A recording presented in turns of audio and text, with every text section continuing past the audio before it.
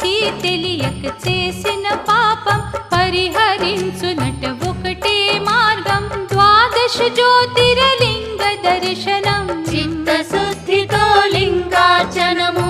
సర్వశ్రేష్టం జ్యోతిర్లింగం, గర్వరహితము కోరిన వరము.